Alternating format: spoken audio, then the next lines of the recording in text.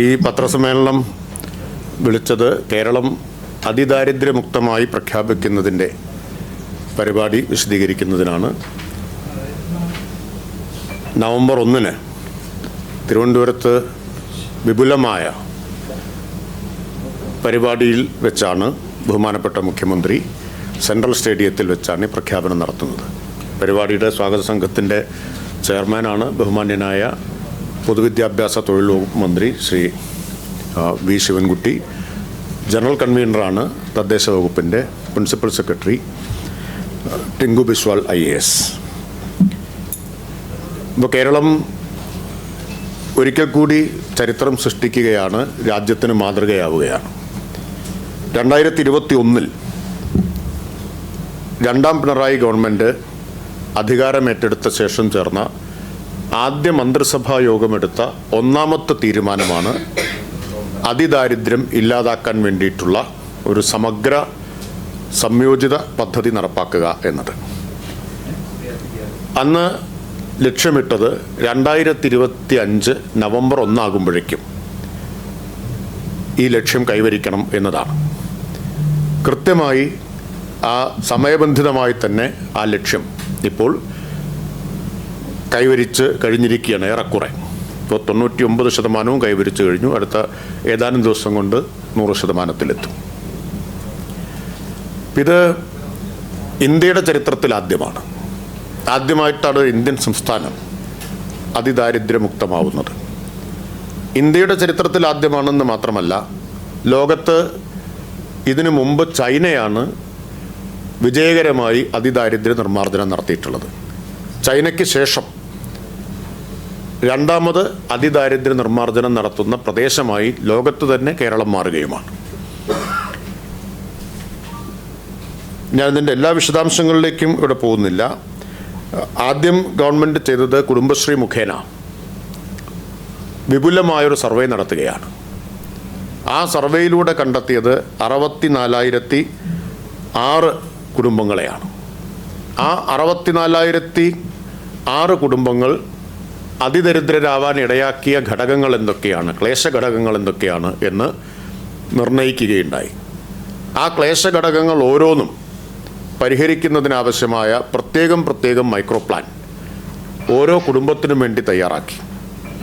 ആ micro plan തദ്ദേശ സ്ഥാപനങ്ങളുടെ നേതൃത്വത്തിൽ എല്ലാ വകുപ്പുകളും ഏകോപിച്ച് കഴിഞ്ഞ 4 വർഷമായിട്ട് നടപ്പാക്കിയിട്ടാണ് ഈ നേട്ടത്തിൽ എത്തിച്ചേർന്നിട്ടുള്ളത്.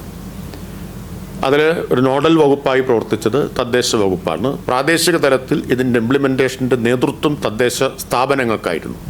എന്നാൽ സർക്കാരാകെ എല്ലാ സർക്കാർ വകുപ്പുകളും ഇതിൽ ഉത്തരവാദിത്വങ്ങൾ അവരവർ നിർവഹിക്കേണ്ട ഉത്തരവാദിത്വങ്ങൾ നിറവേറ്റിയിട്ടുണ്ട്. ഇപ്പോൾ പൊതുവിദ്യാഭ്യാസ വകുപ്പ് വിദ്യാഭ്യാസം സംബന്ധിച്ച എല്ലാ കാര്യങ്ങളും പൊതുവിദ്യാഭ്യാസ വകുപ്പ് ആവശ്യമായ തീരുമാനങ്ങൾ, പ്രത്യേകമായ ഉത്തരവുകൾ ഇതിലൂടെ നടപ്പാക്കി. മറ്റൊരു പ്രധാന പ്രശ്നമായിരുന്നു ആരോഗ്യം. ഇപ്പോൾ അതിദരിദ്രരാവാൻ പലരും ഇടയാക്കിയത് മാരകമായ രോഗങ്ങളും മറ്റുമൊക്കെയാണ്. അപ്പോൾ അത് ആരോഗ്യവകുപ്പ് പ്രത്യേകമായി തന്നെ ഈ അതിദരിദ്ര പട്ടികയിലുള്ളവരുടെ കാര്യത്തിൽ ആവശ്യമായ പദ്ധതികൾ നടപ്പാക്കി. ഉപജീവനം, വരുമാനം, ഇത് ഒരു പ്രധാന ഘടകമായിരുന്നു. ഏതാണ്ട് 4,000-ലധികം പേർക്ക് ഉപജീവനം ഉറപ്പാക്കാൻ കുടുംബശ്രീയാണ് ചുമതലപ്പെടുത്തിയത്. കുടുംബശ്രീ നടപ്പാക്കി ഉജ്ജീവനം എന്ന പദ്ധതിയിലൂടെ അവർക്ക് ഉപജീവന പദ്ധതികൾ നമുക്ക് ഉറപ്പാക്കാൻ കഴിഞ്ഞു. ഗതാഗത വകുപ്പ് ഈ അതിദരിദ്ര കുടുംബങ്ങളിലെ കുട്ടികൾക്ക് യാത്ര സൗജന്യമാക്കുകയുണ്ടായി. റവന്യൂ വകുപ്പ് ഭൂമി കണ്ടെത്തുന്നതിന്, വീടില്ലാത്തവർക്കും വീട് വയ്ക്കാൻ ഭൂമിയില്ലാത്തവർക്കും ഭൂമി കണ്ടെത്തുന്നതിന് റവന്യൂ വകുപ്പ് മുൻകൈയെടുത്ത് പ്രവർത്തിക്കുകയുണ്ടായി. ധനകാര്യ വകുപ്പ് ഇതിനുവേണ്ടി പ്രത്യേകമായിട്ടുള്ള തുക വകയിരുത്തിയിട്ടുണ്ടായിരുന്നു അതിദാരിദ്ര്യ നിർമ്മാർജ്ജന പദ്ധതിക്കായി. ഇങ്ങനെ റേഷൻ കാർഡ് വളരെ പ്രധാനപ്പെട്ട കാര്യമാണ്. അതിദരിദ്ര പട്ടികയിൽ ഉൾപ്പെട്ട റേഷൻ കാർഡ്, BPL കാർഡ് ഇല്ലാത്ത എല്ലാവർക്കും ഒറ്റ ഉത്തരവിലൂടെ സിവിൽ സപ്ലൈസ് വകുപ്പ് റേഷൻ കാർഡ് ലഭ്യമാക്കുകയുണ്ടായി. ഇങ്ങനെ ഒരു സർക്കാർ അങ്ങേയറ്റത്തെ ഏകോപനത്തോടു കൂടി പ്രവർത്തിച്ചതിൻ്റെ നേട്ടമാണ്. ഇതിന് മുഴുവൻ മാർഗദർശനം നൽകിയത് ബഹുമാനപ്പെട്ട മുഖ്യമന്ത്രിയാണ്. അദ്ദേഹമാണ് ഇങ്ങനൊരു ആശയം മുന്നോട്ട് വെച്ചത്. ഓരോ ഘട്ടത്തിലും അതിൻ്റെ വിലയിരുത്തൽ പരിശോധനകൾ മുഖ്യമന്ത്രിയുടെ തലത്തിൽ തന്നെ കൃത്യമായിട്ട് നടന്നുകൊണ്ടിരുന്നു. അങ്ങനെ വളരെ സുസംഘടിതമായ, ഏകോപിതമായ, കാര്യക്ഷമമായ ഒരു ഇടപെടലിലൂടെയാണ് 4 വർഷം കൊണ്ട് സർവേയിലൂടെ കണ്ടെത്തിയ അതിദരിദ്രരെ മുഴുവൻ അതിൽ നിന്ന് നമുക്ക് മോചിപ്പിക്കാൻ കഴിഞ്ഞത്. ഇതിനർത്ഥം ഇതോടുകൂടി ഇനി അതിദാരിദ്ര്യം ഉണ്ടാവില്ല എന്നുള്ളതല്ല, തുടർ ജാഗ്രത പുലർത്തണമെന്നാണ് സർക്കാർ കണ്ടിട്ടുള്ളത്. ഇപ്പോൾ അതിദാരിദ്ര്യത്തിൽ നിന്ന് മുക്തരായവർ വീണ്ടും അതിൽ പോകാതിരിക്കാനുള്ള ജാഗ്രതയും കരുതലും ഉണ്ടാവും. ഒപ്പം ഇനി ആരും അതിദാരിദ്ര്യത്തിലേക്ക് പോകാതിരിക്കാനുമുള്ള ശ്രദ്ധയുണ്ട്. അതിനുള്ള തുടർ പ്രവർത്തനങ്ങളും ഗവൺമെൻറ് ആലോചിക്കുന്നുണ്ട്.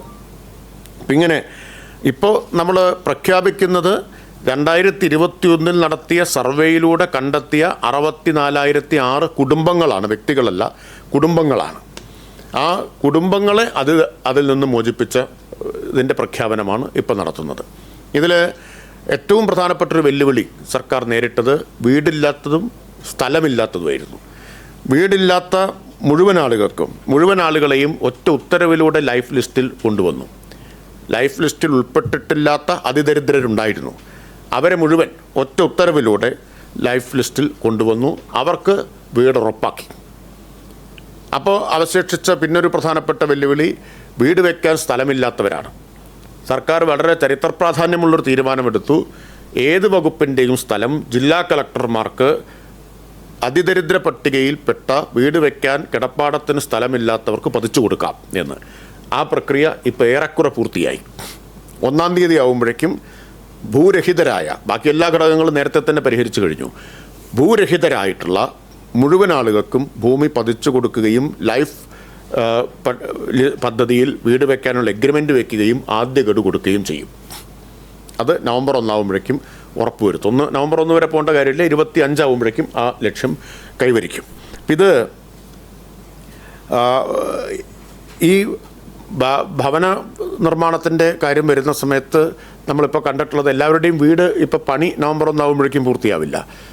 അപ്പോൾ ആവശ്യപ്പെട്ട മുഴുവൻ ആളുകൾക്കും അതുവരെ വാടകയ്ക്ക് താമസ സൗകര്യം ഏർപ്പാടാക്കി കൊടുക്കും. തദ്ദേശ സ്ഥാപനങ്ങൾ ഇപ്പോൾ തന്നെ അത്തരം സൗകര്യങ്ങൾ ഏർപ്പെടുത്തിയിട്ടുണ്ട്. ചിലർ ആവശ്യമില്ല എന്നറിയിച്ചവരുണ്ട്, ചിലർ ബന്ധുക്കളുടെ കൂടെയൊക്കെ താമസിക്കുന്നവരുണ്ട്. വീട് പണി പൂർത്തിയാവുമ്പോൾ ഞങ്ങൾ അങ്ങോട്ട് മാറിക്കോളാം എന്ന് പറഞ്ഞവരൊഴിച്ച് ഇപ്പോൾ താമസിക്കാൻ സൗകര്യമില്ലാത്ത അതിദരിദ്രർക്ക് മുഴുവൻ വാടക വീടെടുത്ത് കൊടുത്ത് പുനരധിവസിപ്പിക്കുകയാണ്. ഇതാണ് ചുരുക്കി ഇപ്പോൾ ചൂണ്ടിക്കാണിക്കാനുള്ളത്. ഇതിൽ ഒരു 4,729 കുടുംബങ്ങൾ ഈ അതിദരിദ്ര പട്ടികയിൽ നിന്ന് പിന്നീട് മാറിപ്പോയവരുണ്ട്. ഞാനതിൻ്റെ വിശദമായിട്ടുള്ള റിപ്പോർട്ടൊക്കെ 1-ാം തീയതി പ്രസിദ്ധീകരിക്കുന്നുണ്ട്. അതുകൊണ്ട് ആ കണക്കുകളിലേക്ക് മുഴുവൻ പോകുന്നില്ല. അപ്പോൾ അങ്ങനെ മാറിപ്പോയത് കുറേ പേര് ഇതിനിടയിൽ മരിച്ചുപോയവരാണ്. ഏകാംഗ കുടുംബങ്ങളുണ്ടായിരുന്നു, മരിച്ചുപോയവരുണ്ട്. ചിലർ സ്വന്തം നിലയിൽ തന്നെ അതിൽ നിന്ന് പുറത്തു കടന്നവരും ആനുകൂല്യങ്ങൾ ആവശ്യമില്ല എന്ന് രേഖാമൂലം സർക്കാരിന് എഴുതി തന്നവരൊക്കെയാണ്.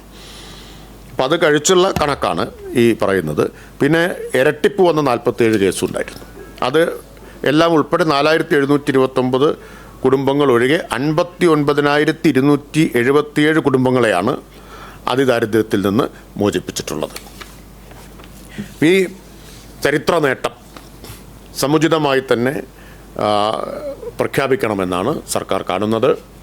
നവംബർ 1 വൈകുന്നേരം തിരുവനന്തപുരം സെൻട്രൽ സ്റ്റേഡിയത്തിൽ ആയിരക്കണക്കിന് ആളുകൾ പങ്കെടുക്കുന്ന പരിപാടിയിൽ വെച്ച് ബഹുമാനപ്പെട്ട മുഖ്യമന്ത്രി കേരളം അതിദാരിദ്ര്യമുക്തമായതിൻ്റെ പ്രഖ്യാപനം നടത്തും. അതിൽ ബഹുമാന്യരായിട്ടുള്ള മന്ത്രിമാരെല്ലാവരും പങ്കെടുക്കും. മുഴുവൻ ക്യാബിനറ്റും അതിലുണ്ടാവും. അതോടൊപ്പം ശ്രീ മമ്മൂട്ടി, ശ്രീ മോഹൻലാൽ, ശ്രീ കമലഹാസൻ എന്നിവരും പ്രത്യേക അതിഥികളായിട്ട് ആ അതിദാരിദ്ര്യ മുക്ത പ്രഖ്യാപന ചടങ്ങിൽ പങ്കെടുക്കുന്നുണ്ട്.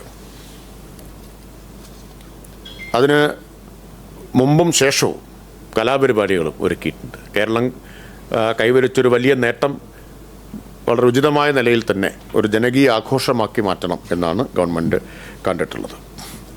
ഇപ്പോൾ ഈ പരിപാടി വിജയിപ്പിക്കാൻ ബഹുമാന്യനായ പൊതുവിദ്യാഭ്യാസ മന്ത്രി, ചെയർമാനും പ്രിൻസിപ്പൽ സെക്രട്ടറി ജനറൽ കൺവീനറുമായിട്ടുള്ള സ്വാഗത സംഘം വിജയകരമായിട്ടുള്ള അതിൻ്റെ പ്രവർത്തനങ്ങൾ നടത്തിക്കൊണ്ടിരിക്കുകയാണ്.